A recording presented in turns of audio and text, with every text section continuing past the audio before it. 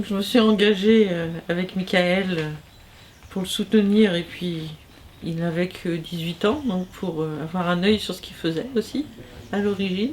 Mes parents avaient une baraque derrière le château, 53 Cité de Soie, jusqu'en 57, 47 à 57.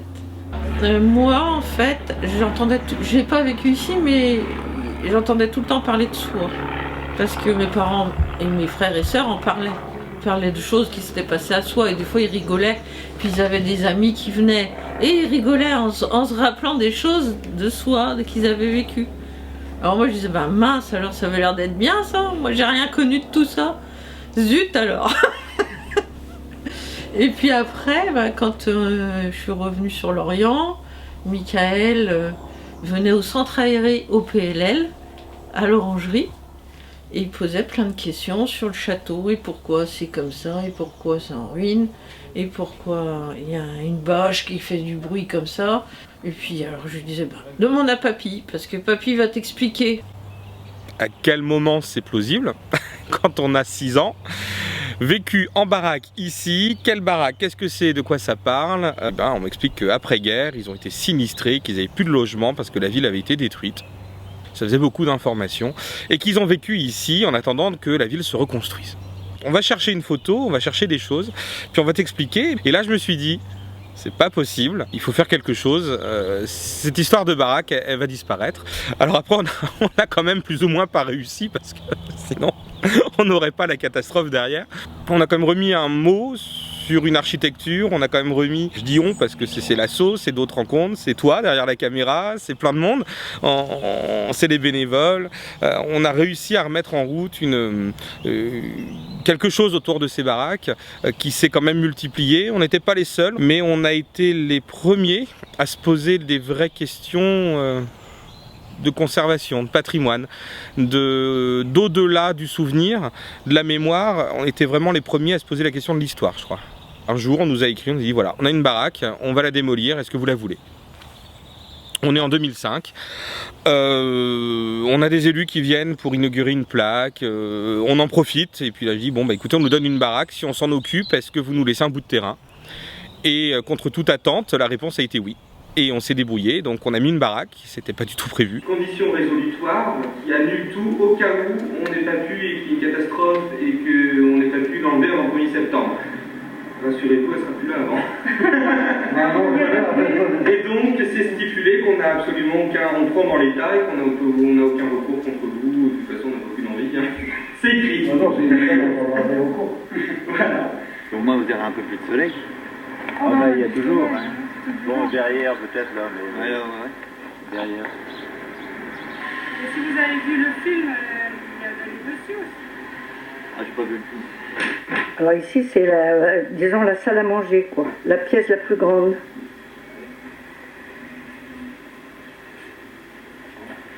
Il parle de la bataille d'oiseaux. Ils vont mettre que 2, je crois. Ils vont faire que 2 pièces. Ouais.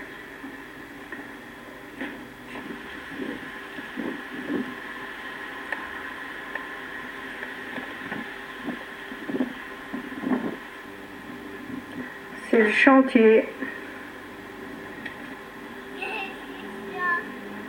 Je tremble. Il y a 3 quelque chose, ça vient. Merde, je sais pas parce que. Mais vous deviez être combien, là, aujourd'hui? On arrache ces trucs-là aussi. Hein? Bah je sais pas justement si ici. Parce que tu vois, moi, c'est les oreilles qui fait comme ça. Ouais. Ouais, mais ça va partir, de toute façon, les panneaux. On sait pas encore, regarde. On sait pas encore. Ça, ça a été mis après, ça. Parce que si on enlève ça, on va être obligé de faire une autre.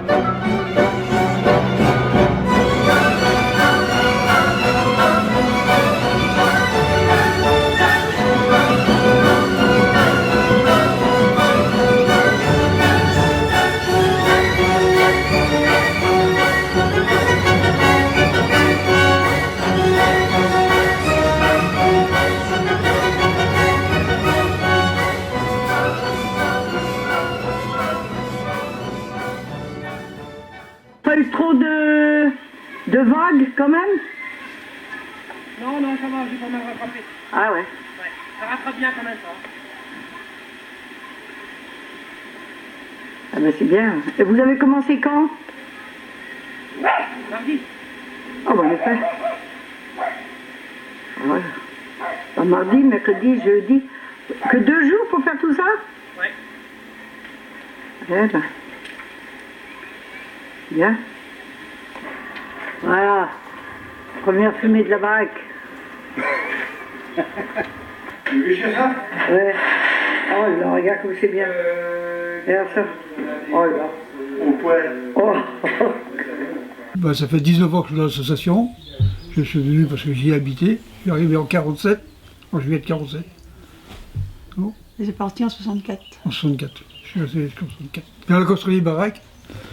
Et voilà. Michael, déjà, qui est très gentil, qui nous a demandé un coup de main pour les baraques, et puis ça nous a plu, et puis on y est resté. Puis on aime beaucoup, on l'aime beaucoup, et donc quand il a besoin de nous, ben, tout de suite, on dit oui, quoi. Voilà, on sait que c'est réciproque de toute façon, ça se voit. Voilà. On a fait la construction de la première baraque française. Après, on a fait l'américaine, puis la canadienne. Puis la peinture quand il y a Puis besoin. la peinture, enfin, les bricoles qu'on fait ici. Les bricoles, quoi. Puis on a eu un jardin, alors qu'il nous a donné encore en plus l'envie de bouger. Parce qu'il n'y a pas eu que des baraques. Hein. À partir de 2010, notamment avec Martine, qui était la chef de file de ce mouvement et qui a donné une autre branche à l'association, on a récupéré le potager. Alors je ne sais pas s'il est hors cadre, mais il est juste là. Et ce potager, eh bien, il était voué à être construit dans le cadre du parc technologique. C'est 5000 m² qu'on a remis en culture. Alors quand je dis on, c'est pas moi avec ma pelle. Hein. Avec Martine, on a beaucoup borné, on a beaucoup réfléchi, elle a des compétences professionnelles dans le domaine, donc ça nous a beaucoup aidé, et on a recruté, on va dire, des bénévoles pour s'occuper du jardin. Et quoi de mieux si on voulait que le jardin renaisse, qu'il soit utile. Donc on a souhaité tout de suite qu'il y ait des jardiniers qui jardinent pour eux. Mais cette action individuelle dans ce potager, elle fait une action collective, puisque le potager il existe, il est là, il est entretenu. Il a fait. Il semblerait que dans les environs autour du château de Pierromont, un paysan en 1740 cultivait déjà ce fameux chou de Milan, qui est tout simplement un chou qui est à mi-chemin entre le chou frisé et le chou lisse, et qui est devenu ce chou qui pousse dans une terre. Donc pour faire un bon bouillon, il faut mettre des patates, et puis il faut mettre aussi du chou. D'ailleurs, est-ce que certains ont connu André Hélin? Vous vous rappelez d'André Hélin? Un homme extraordinaire, vieux lorientais, peintre, que j'ai entendu parler avec des émotions dans la voix de ce qu'avait été son vieux Lorient un jour. Il m'a dit ce jour-là, je vais te dire quelque chose. On était du côté de Cariado, on avait fait une balade cantée, il me dit, tu vois, je pense que si les Allemands sont venus occuper la France, c'est parce que depuis qu'en 1932, Hitler avait interdit toute importation de légumes français, Ils sont venus occuper la France parce qu'ils voulaient récupérer les champs à choux qui leur servaient à faire la choucroute. C'est vrai ou c'est pas vrai, Pierre? C'est vrai ou c'est pas vrai? Les Allemands adoraient la choucroute faite avec du chou de l'Orient. Voilà. On peut donc penser qu'une des raisons pour lesquelles les Allemands sont arrivés le 21 juin jusqu'au château de Soie, c'était pour effectivement, il y en a qui disent mais non, pourquoi ils se sont installés là? Pourquoi ils se sont installés là? Il y en a qui disent c'est pour vérifier comment la navigation dans la rade, tout ça, ils voyaient tout. Non, c'est pour surveiller les champs de choux, bien d'amour. D'ailleurs, on cherche aujourd'hui pourquoi il y a des souterrains. Vous avez vu les souterrains? Il y a des camions qui rentrent dedans. Des camions pour faire quoi? Pour aller charger les choux, pour les envoyer à Hitler. C'est ça la raison. C'est l'unique raison, il n'y en a pas d'autre. Voilà. Quand Michael est venu avec le projet du jardin, c'était, on s'est dit bah pourquoi pas quoi. Et puis bon, il y avait aussi, on a senti qu'il y avait un groupe qui se fédérait autour de ce projet, avec des jardiniers amateurs qui étaient ok pour travailler sur des parcelles. C'était aussi un moyen de créer un lieu de vivre ensemble. Et donc avec l'aide de la ville de Pleumeur, de Cap-Lorient, qui est bien sûr propriétaire du terrain et qui nous a attribué un bail pour que l'on puisse réaliser ce beau projet, c'est un petit peu ce rêve qu'on avait entre nous, voilà. Donc je ne vais pas m'étaler forcément beaucoup plus, simplement vous dire que c'est un vrai plaisir toujours hein, de voir aussi nombreux, de revoir un petit peu ce site, revivre, ramener de la vie, des choses ici, et tout simplement que ça va être aussi le début de tout un tas d'aventures, puisque tout un tas d'animations qui vont être autour de ça. Les travaux, c'est bien joli, mais on va pouvoir créer du lien, pouvoir créer plein de choses, plein de belles choses qui sont à l'avenir, et l'avenir est prometteur. Voilà. Allez, moi je souris. Et on n'a pas applaudi d'abord, alors on va applaudir. Ouais.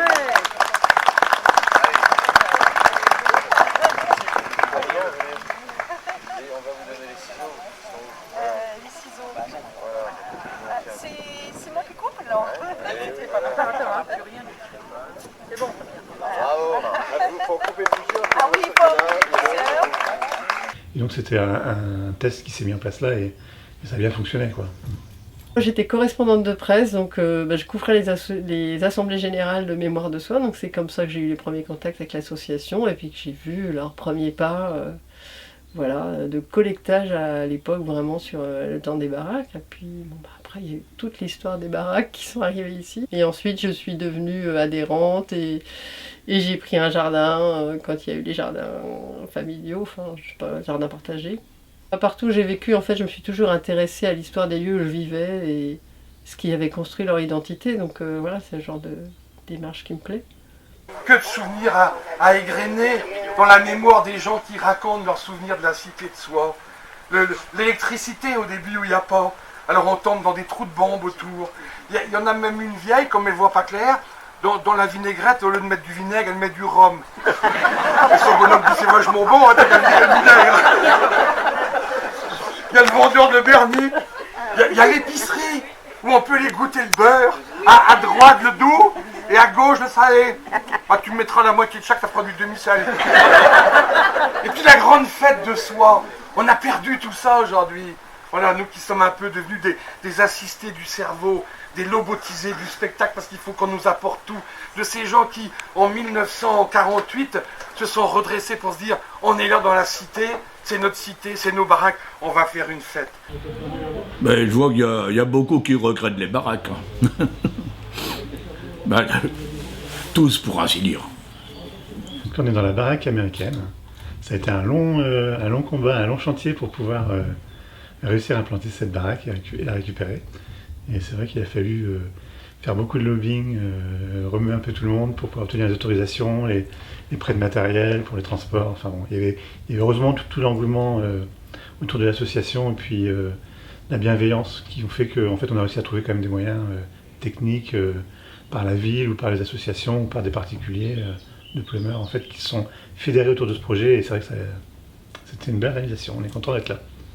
Oui, je tenais déjà à te remercier, toi et toute l'association, parce que ce type de projet ne peut être monté que si on a, comme on dit en Bretagne, des gens qui sont un peu peine vue, quoi. C'est que faut être un peu têtu, il faut savoir harceler le maire de sa ville, comme les anciens propriétaires, c'est un peu une crémaillère.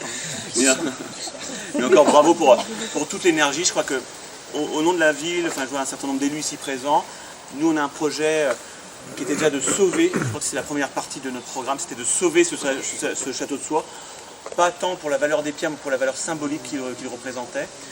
Il y a ici les baraques. Je crois que les baraques, ça représente quelque chose de très fort pour toutes les personnes qui y ont vécu, pour aussi l'histoire. Je crois que c'est cette histoire de l'après-guerre, douloureuse pour certains, mais surtout joyeuse quand il nous va avoir discuté avec un certain nombre de personnes ayant habité les baraques. C'est beaucoup de joie, beaucoup de bons souvenirs. Et je ne serai pas plus long, mais je tenais surtout à te remercier pour refaire vivre à toutes ces personnes ces bons moments passés. Et on sera toujours à tes côtés et à vos côtés. Et encore merci à tous pour votre présence.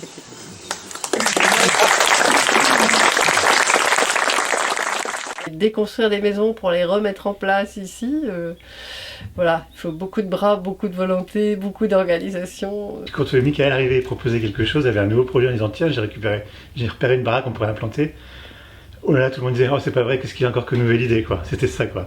Et c'est vrai qu'en fait Michael est quelqu'un qui a secoué un peu tout le monde, qui a remué un peu ciel et terre, et puis qui a pu trouver des relais sur Lorient, sur Pleumeur, pour pouvoir accompagner dans ses projets quoi. Et effectivement, quand on voit le résultat, on ne peut que le féliciter quoi. J'aime bien les arbres et j'aime bien les racines. Donc voilà, ici il y a plein d'éléments pour me plaire. Hein. Les gens, le cadre, l'histoire, faire ensemble, partager, passer des bons moments. Toute ma jeunesse ici. J'avais 4 ans quand je suis arrivé à Soie. J'en avais 22 quand je suis parti. Je me suis plutôt occupé de la distraction. Les couscous, les galettes, la camaraderie, tout ça, la bonne entente qu'il y avait, on la retrouve encore. En fait, j'ai eu un coup de cœur vraiment pour cette association, quoi. Alors, sans vraiment en être membre, parce que en fait, c'était à la base le fait que des personnes se retrouvent par rapport à un passé commun, par rapport à une histoire commune, par rapport. C'est pas comme une association où des personnes se mettent ensemble pour faire du sport, se mettent ensemble pour faire de la peinture.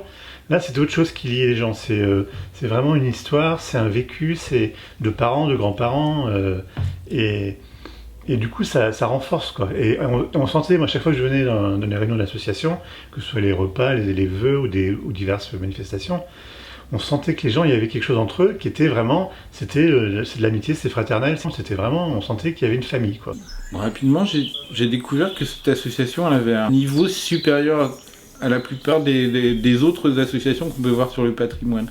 Dans son côté convivial, mais en plus très très investi dans le partage des connaissances et de cet enrichissement humain qui est la collecte de choses anciennes pour pouvoir parler en fait de la vie de chacun et des souvenirs de chacun et de ces moments qui devaient être pas toujours très simples de l'époque des réfugiés en fait, mais qui s'est épanoui après dans une vie de village et ça c'est plutôt sympa. Que ces baraques elles sont là et elles ont plein de choses à raconter.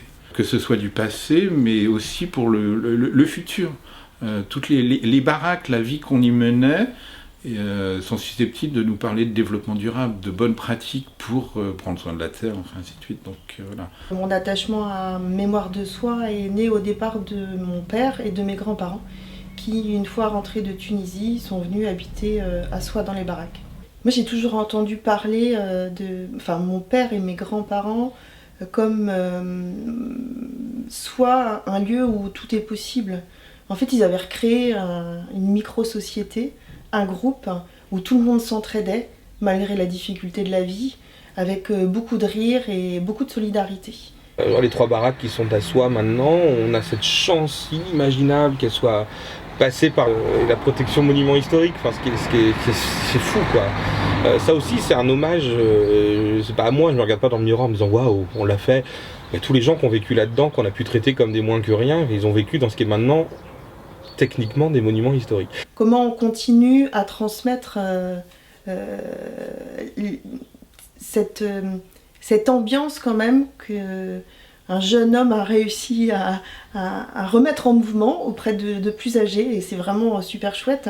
Et puis faire en sorte qu'on n'oublie pas quand même dans quelles conditions on a pu vivre, et que même si c'était des conditions qui pouvaient être difficiles, c'était des moments qui étaient beaux. Nous, on a mis tout sur les rails, je ne sais pas jusqu'où on ira. Il faudra savoir passer au bon moment et il faudra savoir aussi trouver en face des gens, des municipalités, des interactions qui feront que ça pourra continuer à vivre d'une autre manière. Enfin, moi, je ne compte pas me faire enterrer dans les baraques, hein, donc... C'est que les baraques, c'est les petites mères, il faut en prendre soin. C'est un lieu de vie, cette baraque, ces baraques, et la vie qui a pu exister autrefois dans les baraques à soie recommence aussi à travers les gens de l'association. Notre travail futur, ça va être de nous engager à poser ce projet dans la pérennité, qui ne sera plus la gestion d'une association, ce sera mieux que cela. Ce que j'aime, c'est le site. Voilà, c'est... Bah non, moi je me plais ici. On reste là, nous, jusqu'à ce qu'on ne pourra plus, quoi. Jusqu'à ce qu'on meure, quoi. Pourvu que ça dure. Et... Bon, pourvu qu'on se retrouve sous peu. Qu'on se rassemble de nouveau, quoi. Pour pas qu'on se sépare, quoi. Comme l'a écrit Jacques Cardan, l'enfant de soi, le talentueux dessinateur du Canard enchaîné, dans la préface de ce petit ouvrage, qui j'espère est toujours vendu, il écrit ça à propos de la baraque qu'ils ont reconstruite. Écoutez comme c'est beau. Il écrit ceci. Dans cet endroit où le feu accroché en 1988, après avoir échappé aux affres de la guerre, il écrit ceci, Cardan. En collant l'oreille comme on l'en fait au camp pour entendre la mer, percevrons-nous les rumeurs d'autrefois, les harmonies lointaines, les échos d'un paradis perdu. Oui, si le cours des jours n'a pas toujours été une sinécure à soi, la vie dans les 286 baraques, dans la dernière n'a disparu qu'en 1991, aura au moins laissé dans le cœur de ses habitants un brin, un zeste de nostalgie. Cette nostalgie qui donne aux choses jamais disparues un petit goût paradisiaque, comme celui que l'on ressent à la lecture du petit poème de Josiane, de la baraque 170, quand elle l'écrit si simplement, si joliment, si doucettement. Soit, village qui brille, au bord de tous mes souvenirs, lorsque j'étais petite fille. Encore si loin de l'avenir, quelle ville aux mille lumières pouvait dépasser dans mon cœur l'humble baraque où ma grand-mère faisait des bouquets de fleurs. Tout est dit.